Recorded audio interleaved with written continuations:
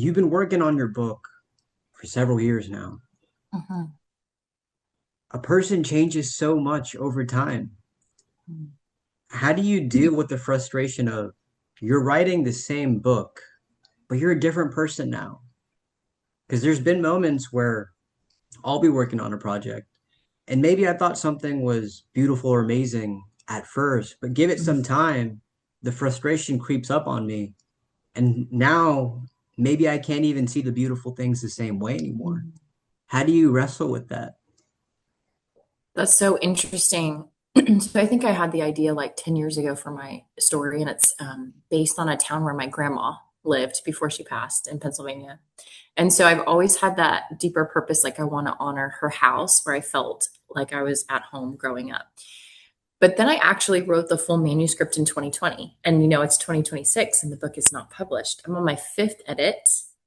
I hired an award winning author to do my deep edit, and that was great. But there's a lot of changes. And so the word change is interesting that you bring that up because the book has seen me through a lot of stages of my life. I think I wrote it in 3 months because COVID.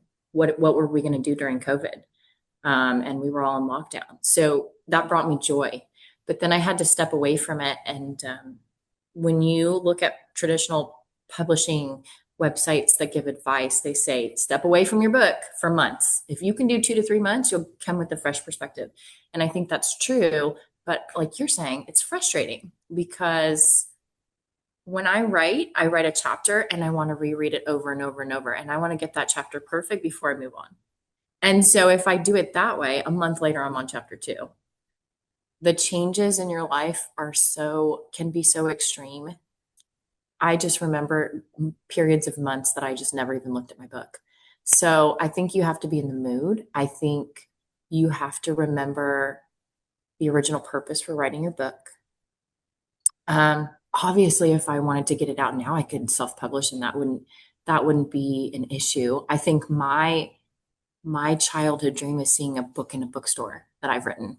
And I think it would be easier to do that with traditional publishing. Um, so yeah, it's followed me through many changes. Motherhood. I mean, I've had 2 kids since I've written this book.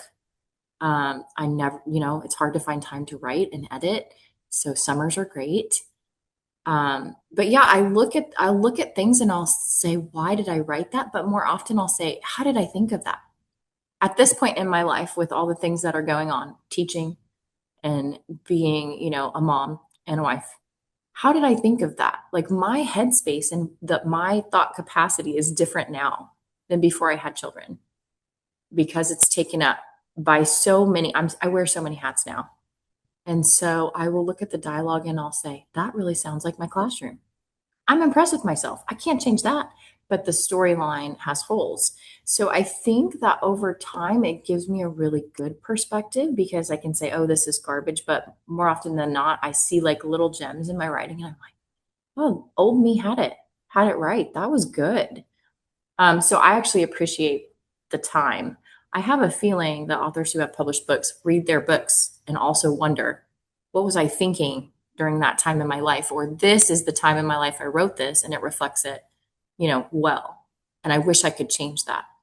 Well, obviously I don't have that problem yet because I can still change it. But I think that's a really deep thought.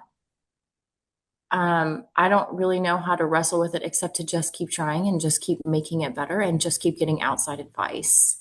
The young adult market right now is saturated. And so even my deep content editor, she said, this is going to take 2 years or more. Are you ready for the challenge? And I was like, okay, bring it on. I'm going to keep making, I think by the time I get this book published, I might be on my seventh, eighth, or ninth revision. And if I get to that bookstore, I will be happy. So I just have to remember what brings me joy. And if this brings me joy, I'm going to keep at it.